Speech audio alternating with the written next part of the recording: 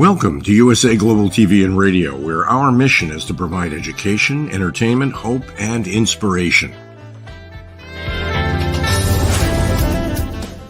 USA Global TV and Radio connects you with experts and audiences all around the world every single day to help you succeed in business and to live a richer life. Visit us at usaglobaltv.com to learn about career and life-changing training and mentoring programs like the Listening Mentor. Subscribe to our newsletter to stay informed about our special programs and offers. Discover how you can become a guest on one of our shows or a host or producer of a USA Global TV and Radio show of your very own. That's USA Global TV and Radio, where the doctor is always in.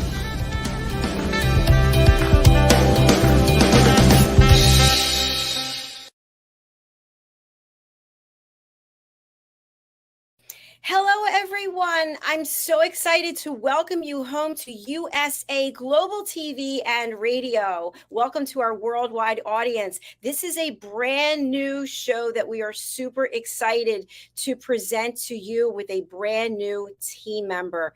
Our team member is Zane Carson Carruth. I'm going to tell you a little bit about her in a moment. Our show is Elegance, Polished Demeanor, and Posh Living. What does this mean? You're going to find out. So thank you for taking this journey with us. Let's welcome Zane Carson Carruth. I've known Zane for a number of years, and I just have to share this quick story. Because of Zane, this platform has grown to where it is today. Zane was to come in for an interview when I was on another platform, and she dialed in remotely. Her books were there on the coffee table. I looked at them, and I thought, oh my goodness, I really want to have her on my radio show. Long story short, something came up and I said, Zane, could you please refer me to someone because we need to fill this slot? And she referred me to Diane Floyd-Bame, who's a huge part of this platform. Why do I bring this up? Because that's part of being someone who has manners, who lives their life with elegance, somebody who says, okay, let me see what I can do to help you. Let me fulfill my obligation. So without further ado, let's welcome Zane to the program. Zane Carson Carruth, welcome. Hi. It's great to be here today. It's so nice to have you today. And, for people who haven't met you before, you are a certified etiquette and protocol professional. You're also an award-winning international author. And we're doing this show together, Zane. I'm super excited. What is it that made you say to yourself, okay, this sounds like something great that I want to do? Well, because the possibilities are endless. The people that I can have on here are endless. I have a lot of acquaintances that live lives that I would like to explore and introduce to everybody. And it's just a wonderful platform to get your message out. And who doesn't like elegance living, manners, being polite, saying yes, please, thank you. Anyway, so I'm very excited to take part in this today. Zane, you've accomplished so much. You've traveled the world. You've attended so many events, and yet you're still down to earth. And I think that that's really part of elegance, is being approachable, being someone who can be a chameleon, so to speak, and fit in with different walks of life, different people. What are your thoughts about the fact that you have this incredible ability to just fit in and make a difference wherever you go? Well, I credit that with my upbringing. I was raised in a small country town. We had harvest workers come in every year. That we went to school with these kids. They didn't speak much English, and they were just great. And we had a very, very diverse town. It was very I wouldn't say it was all that inclusive at the time, but it was very diverse. And I just liked all of them. I like people that are different and that kind of walk to the beat of a different drum, because I don't know, they're just more accepting, I think. But that's it, because, I shared a locker with one of those little harvest workers, and just got to know her as best I could. But it does keep you grounded when you come from a background like that, where everybody is just doing the very best they can. They're just doing the best they can. Absolutely. Great points that you made there. We're going to be talking a little bit more about the title of the show and the significance and what the audience can expect to take away from the programs. But first, I think it's really important that we get to know more about you. So much like the chicken and the egg, what came first, the author or the etiquette and protocol professional? Well, actually, the etiquette did, because I always loved beautiful manners. And my nickname growing up was Emily Post. For those of y'all who don't remember Emily Post, she was a big etiquette professional, back in the day. And that's what my family called me. And I was actually at an etiquette class being certified when I noticed that the teacher had written a children's book. Well, I too had written a children's book, but I didn't know how to get it published. This was before Google. And so when she told me she self-published, I thought, I can do that. So they came probably right at the same time, but I wrote the book about 26 years ago, and I became certified about 6 or 7 years ago in etiquette. But that's how they came about. They were kind of dovetailed, actually. I love when something like that happens. It just all comes together. It's wonderful. So you also have had an incredible life experience meeting people, A-list celebrities, people who have the biggest names in the world. You've been at celebrity events, and then you've also been with people just doing regular things. So what's that like when you can go from one scale to the other? Well, what I have found and what my experience has been, meeting all those celebrities, and mainly it was through the rodeo. They're just like us. They really are. They are down to me. They all seem very down to earth, likable, approachable. I didn't have any bad experiences. Oh, well, I did have one, but I won't say who it was. But they're just, they just seem just like regular people. They're happy to be performing. They're happy to meet you. They're happy what you have brought to their life, and they're happy to give back. So it's just been, I think that's why it just didn't seem, I never got starry-eyed, because they just ended up being just like us. They'd walk in that room, and I swear, I promise, those guys were this big. They all are so thin, and the camera does add weight. And so I kind of was surprised about that, but there was just a great group of people that I've been fortunate enough to meet. Thanks for sharing that, Zane. And you just mentioned something that sparked something in me, which is social media is all over the place, right? And I'm on all the social media platforms. I have to be, because I'm broadcasting. And we see people who are living these extraordinary lives, and we think, oh my goodness, they have no issues. Life is beautiful. But yet that's not the case. And there are people who are on social media who are less than friendly, and they decide they're going to pick apart what it is that they see. So we're also going to incorporate that into the show. And I want to talk a little bit now about the title of the show, Elegance, Polished Demeanor, and Posh Living. Is this a show that is exclusive, or is it inclusive? Oh, it's inclusive. It's a place you can listen to this show if you have an interest in something and you hear the guest is going to be talking about that, and you will learn something.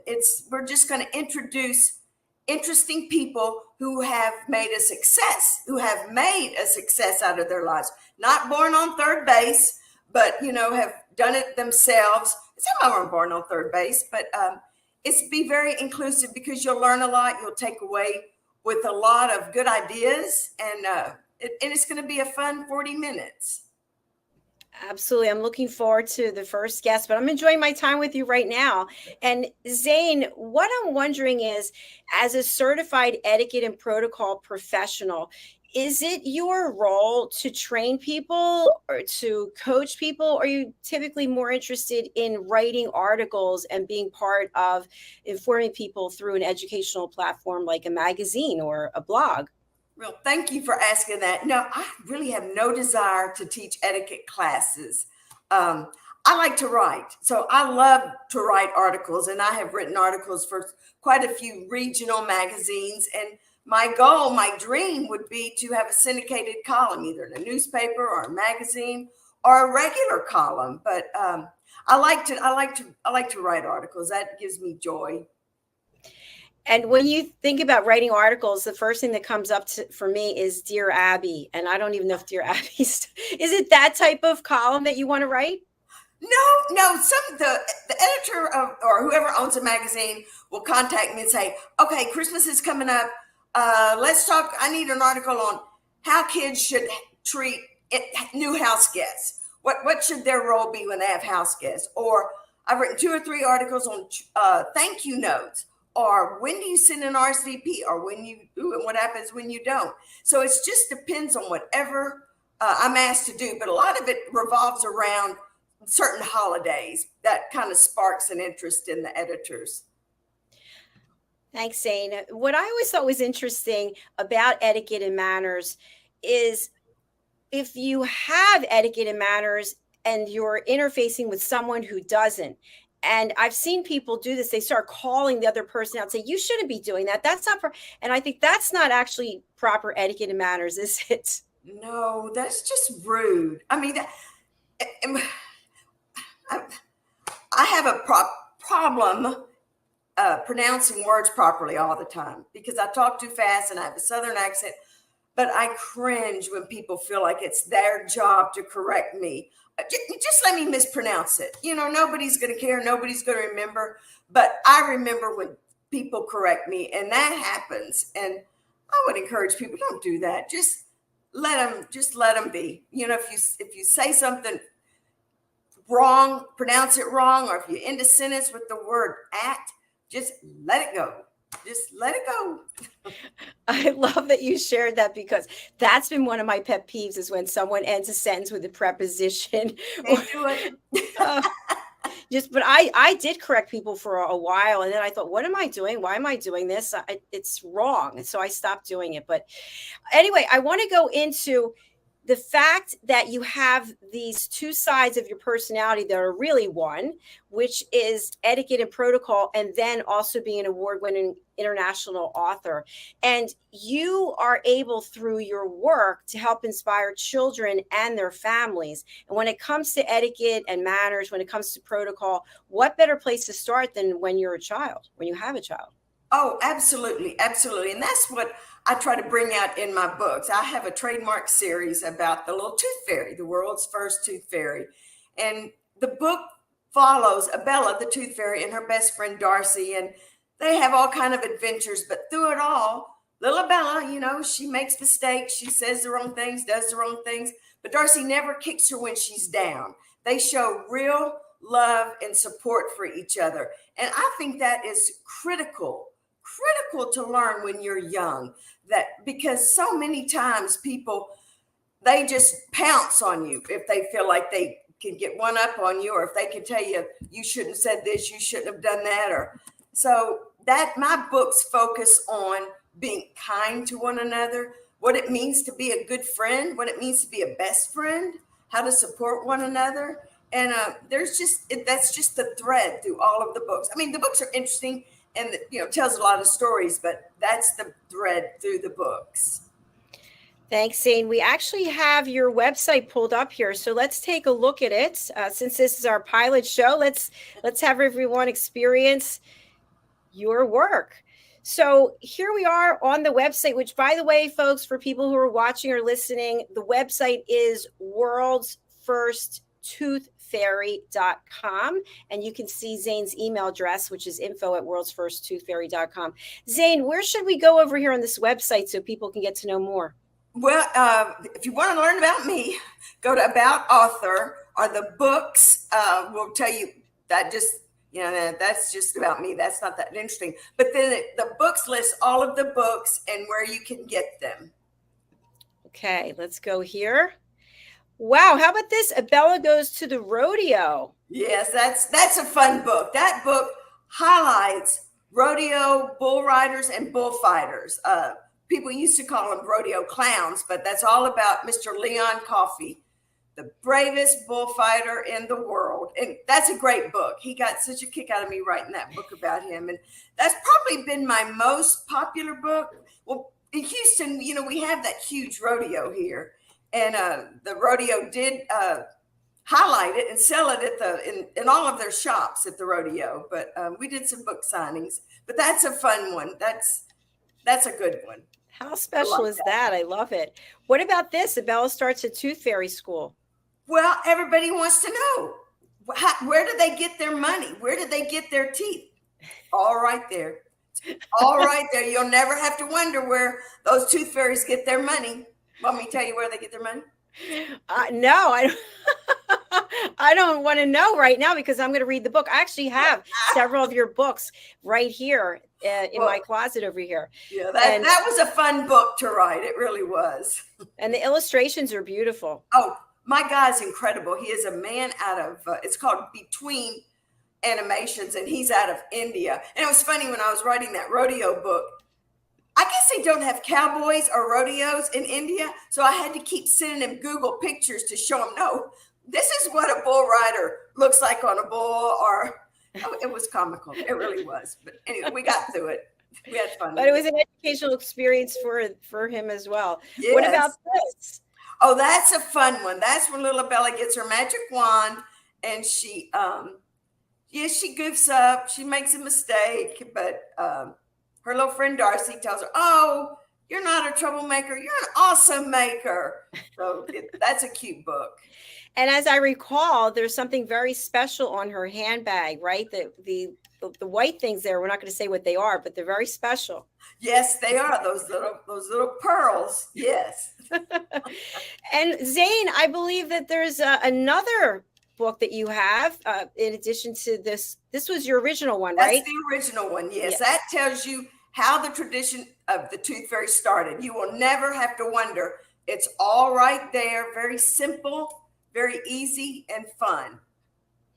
And I love the fact that the world's first tooth fairy is available in Spanish as well. All of them are. They're just showing that one, but all of them are. And then my newest book, don't know if it's on there, but Bella gets a new hairdo. Now that was a hoot to write. If you've ever had a home perm, you can relate to this book.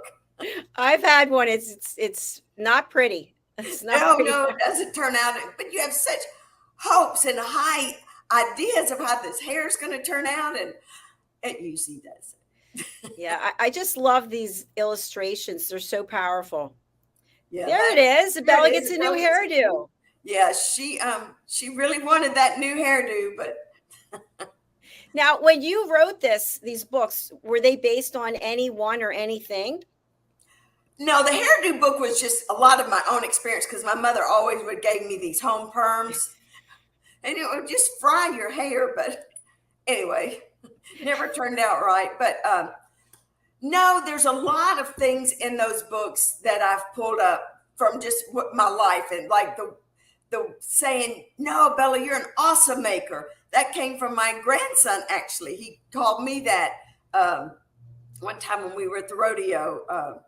And different things in that book, you file them away and you think, I'm going to put that in my book. That's pretty clever. So everybody's book, everybody who writes songs, who write books, they all do that.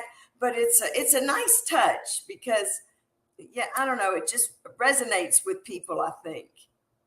I think so as well. And I love the way that you're able to not only write this work for children, but you tie in these lifelong meanings that are applicable for everyone. I try to, you just try to, because one, it makes it interesting. And then, parents, they're reading these books. They want to have something that, they can talk to their kids about later. If there's a little story in there or a lesson, they like that. Parents do. We all do. Yeah. Absolutely. It's what the world needs now. So I want to talk again about the 3 parts of the show and have you elaborate on what comes to mind for you. So when you think of elegance, when I think of elegance, I think of beautiful people in a beautiful place setting and everything's perfect and it's special and it's something that you've waited a long time to achieve or to attend, but maybe that's completely wrong. Well, elegance takes on many, many forms.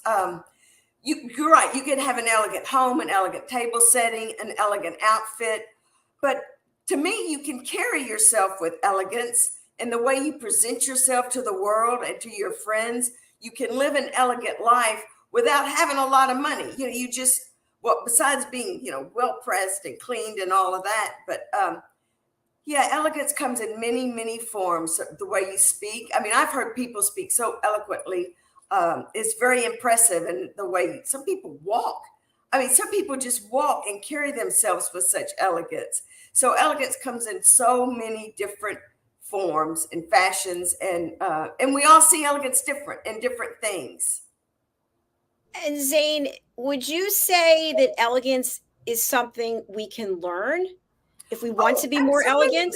Yeah, oh, absolutely. Yes, absolutely. And hopefully you'll gain some of that, or you'll glean some of that from this show, because it's very, very much learned behavior, or, you just kind of start thinking differently, and you have an eye for things differently, because you'll see something, you go, oh, now that's elegant. I like that. So then you try to mimic that or do that, or you take a class in speech therapy, or I wish I had done that.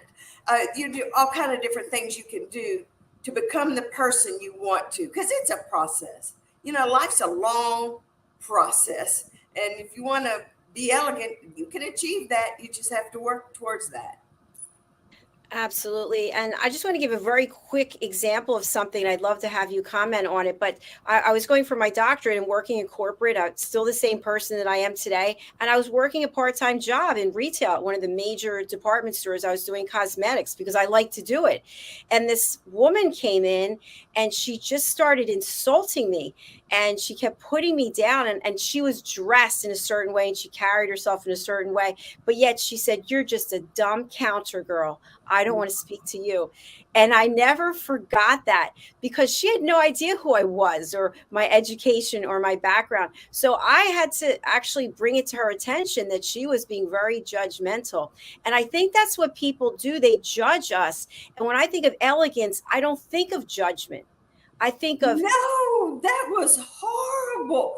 I'm stunned. I am stunned that someone would do that or say that to you or to anybody, but especially you. You were so elegant. I can't believe that. What did she say when you called her out on it or mentioned, this is wrong?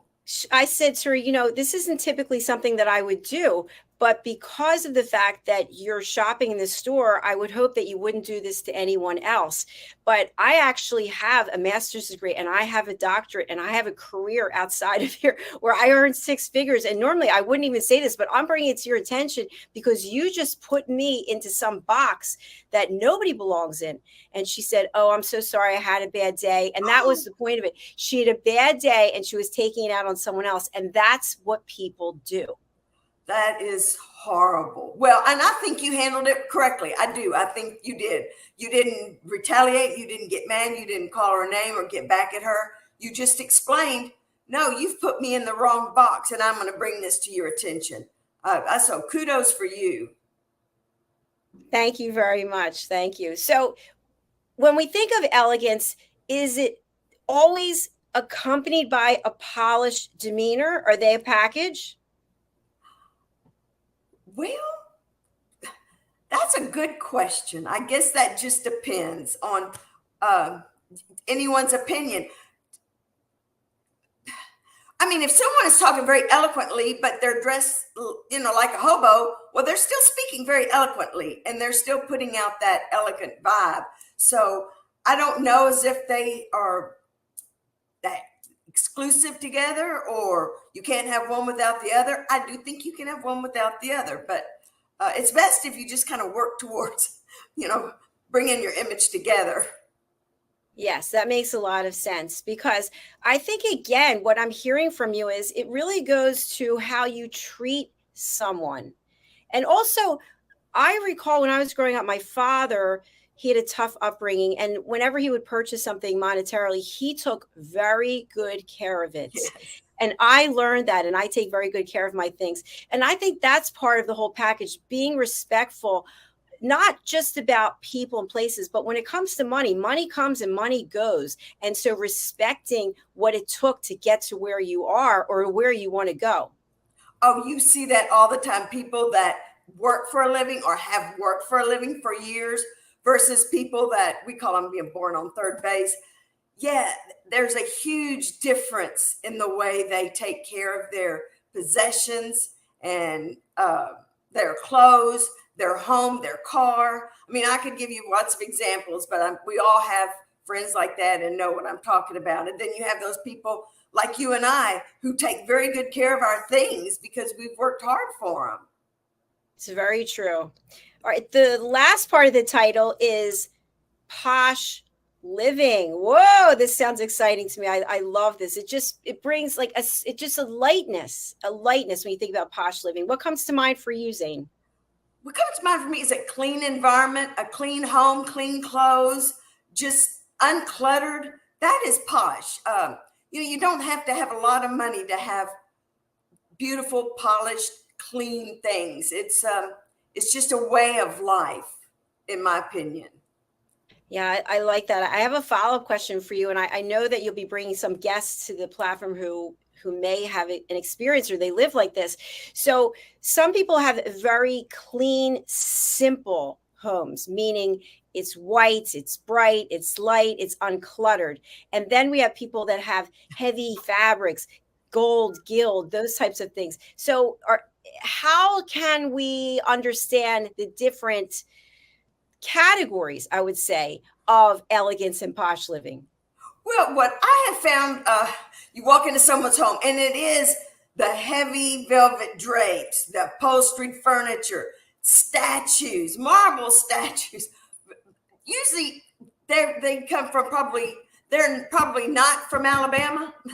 I'm not either, but they're probably from a different country. What I have noticed, we all decorate differently depending on what part of the country we're from or what part of the country, even in the United States, what states we live in.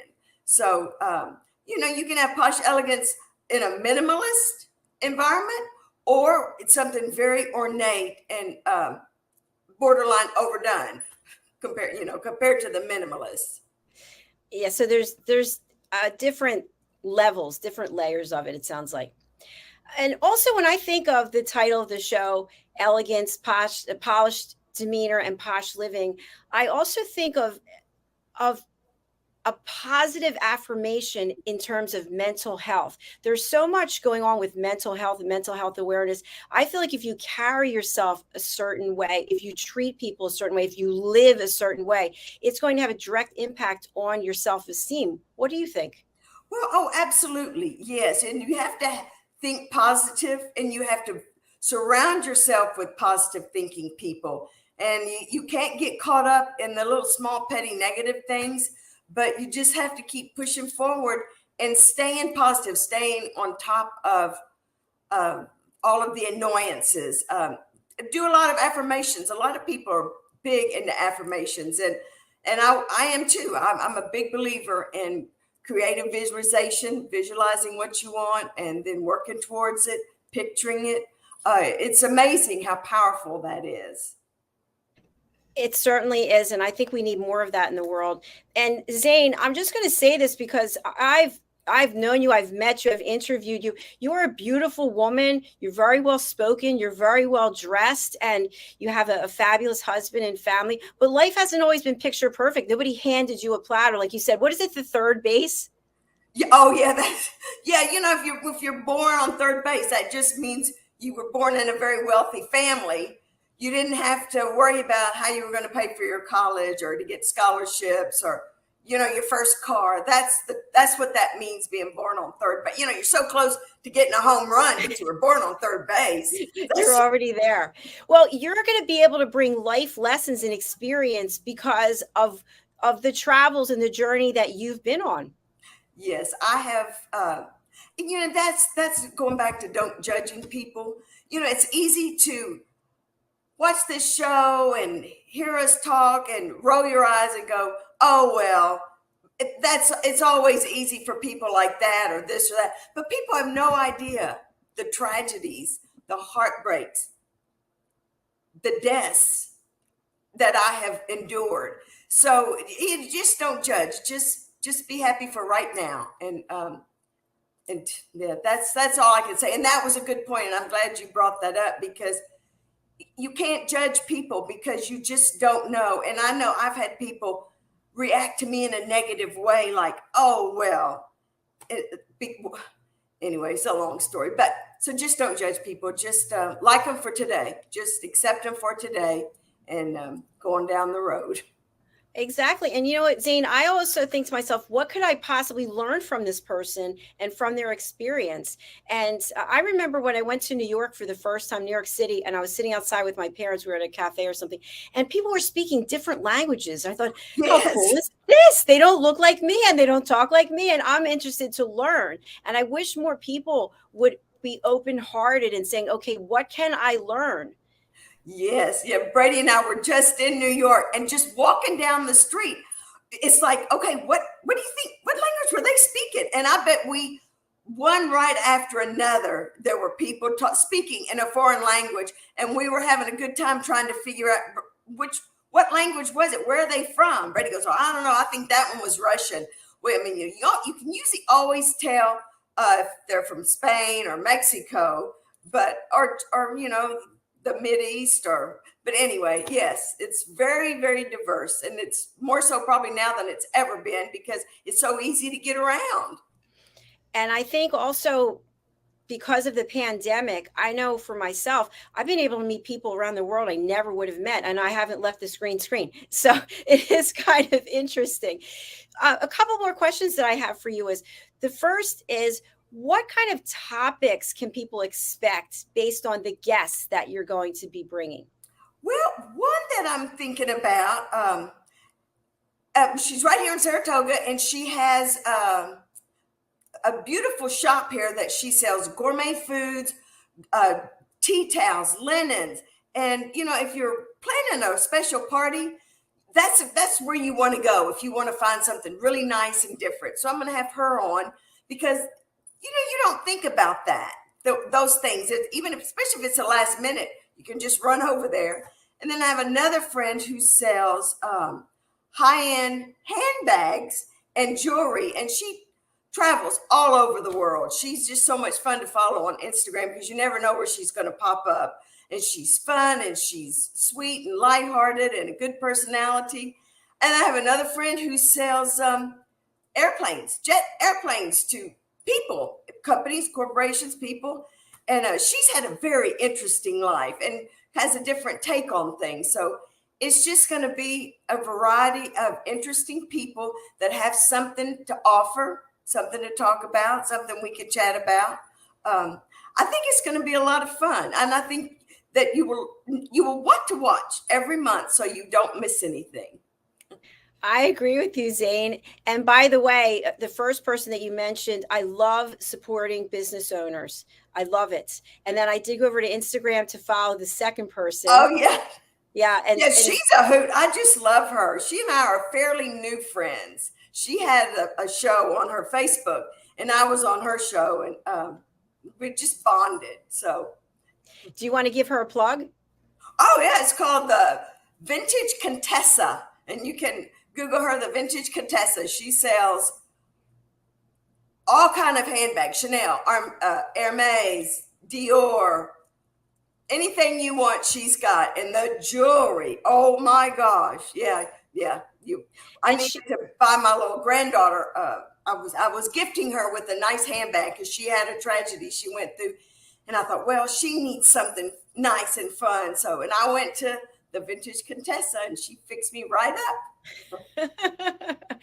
And I'm following her now, and I love that gentleman. I want to say his name is Bob, the one that she's done a few segments with, and he has some. Oh, that's her husband. Oh, that's her husband. He sells Rolexes. Rolexes. He is the watch guy. Wacky Watch Wednesday that's a fun show. But yes, no, he is really into Rolex watches, and if you want a Rolex watch, the Vintage Contessa is the place to go. And something I want to say to folks who are watching, and I know that this is absolutely true. I have suits that are from the 90s that are Armani Black Label, that they look just as good today as they did then. Now, absolutely. Do I look just as good? No, but the point is, if you invest in something that's good, as opposed to buying something that's cheap, and then you have to buy numerous cheap things over and over, you buy something very nice. It's a statement, it's a staple, and you're going to have it for literally decades. Absolutely. Yes. Yes. I still have clothes that were name brands at one time that don't even exist anymore, but I still wear them because they're in such good shape.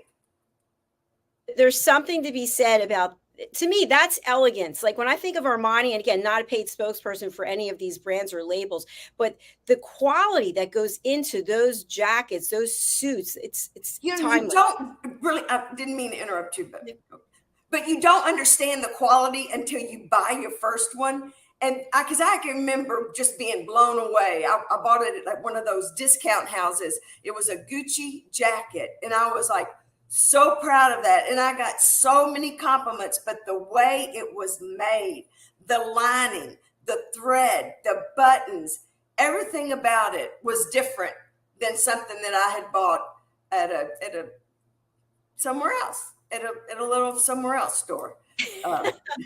I know some of the somewhere else stores as well, but I think that's also interesting to talk about and show some vintage pieces, because there's a story behind it. I love buying vintage, and I think to myself, who was it that had it before me, and what's the story that goes with it? And then I've sold my stuff in vintage stores as well, so that could be more than one episode. Yes, yeah, and that's fun. People enjoy that. Yes. They do. And then you mentioned a third friend who sells airplanes. And I bet that is an incredible story and journey that this is, I don't know if it's a woman or man, that they're going to be able to share. Yes, she is a very, very interesting, accomplished friend of mine. And she's a very, very good friend. She's got a big heart, and she does a great job, and she runs a tight ship. But you have to, it's a man's world. She is successful in a man's world. And, that says a lot. It really does, because the aviation industry is just dominated by men, and her and my friend Janine. I love it. You brought up a topic that I think would be a great place to tie in and then close up for today, which is, as women and as women in business, it's a different path for us than men in business, because it is the business world is still dominated by men to some degree. And so how do we keep our elegance and our polished demeanor and our posh living and still be strong, still be assertive?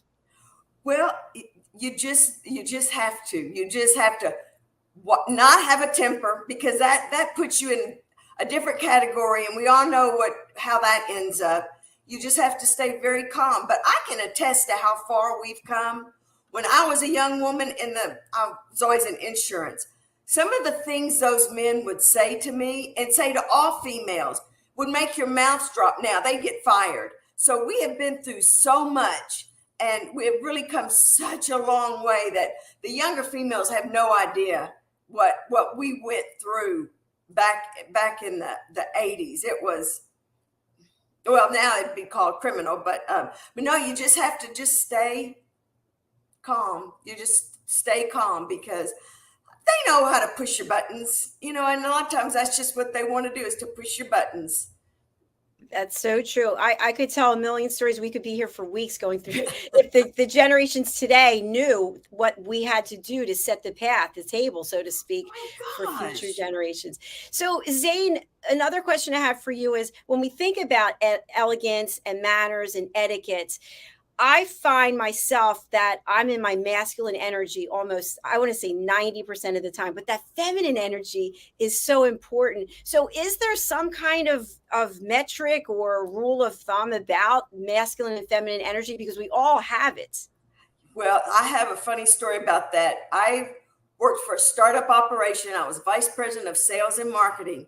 I was 99.9% gung-ho all the time. I mean, I was focused. I thought, okay, wait a minute. I've got to get in touch with my feminine side again. I literally took pole dancing lessons, because I thought, but we didn't have a pole. But anyway, I thought, I've got to do something to get back in touch, because yes, you can just go gung-ho, and you do kind of lose touch with who you are, the gentle, tender, feminine side of you. But I never did go pole dancing, but I learned a lot. Zane, thank you for sharing that. I took pole dancing lessons as well, by the way. And I have to say, that is so hard to do. I never made it to the top of the pole. And there are people twirling around with these giant heeled shoes. I thought, oh my goodness, that's incredible. No, but didn't it make you get back in touch with your feminine side? Yes. Because I thought, this is ridiculous. I am out of whack. I am totally out of whack. I've just got to calm down now. I'm going to go do something feminine. I saw that ad in the paper. I said, sign me up. Isn't it amazing we both have that in common also? I love it. Well, Zane, it has been an absolute pleasure being here with you today for the first episode. And I think this was outstanding. I know people are going to find a lot of value in it. And I want to just spotlight you again. If someone wants to reach out to you, they want to hire you so that you can write an article. Okay. Tell people the best way to get in touch with you. And also if they want to purchase your books. Well, my books, you can get them from Amazon, Target, Walmart, and Barnes & Noble. And you can get the rodeo book from the Houston Livestock Show and Rodeo as well. You can go through info@World's First Tooth Fairy, or my personal email is ztcarson@yahoo.com. Yes, I would love to write articles for your magazine or your newspaper. Fantastic.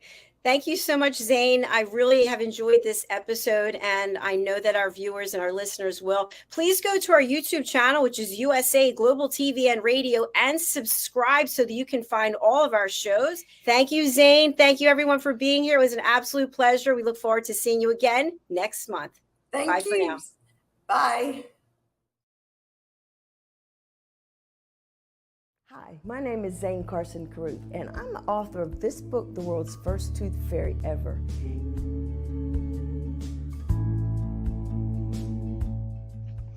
Reading is magic. Studies have shown that reading to your children lays the foundation for greater success in life. Reading helps develop language and vocabulary skills. It helps improve memory, and it encourages curiosity and inspires creativity. The benefits are immeasurable, and as a parent, you'll benefit too. In only 10 or 15 minutes a day, you'll be creating more memories and a bonding experience that will last for years to come. So take time to read to your children. Read them books about things that engage and interest them. Tales of fairies and magic fascinate children, and as everyone knows, the Tooth Fairy is at the top of the list. If your child loves magic, wands, adventure, and what child doesn't, you'll love reading them books from the trademarked series, The World's First Tooth Fairy Ever. Follow along as Abella, the world's first tooth fairy, accidentally starts the tooth fairy tradition. Learn the tricks of being a professional tooth fairy in the book, Abella Starts a Tooth Fairy School. Your child's imagination will soar as you read the adventures of Abella and her magic wand.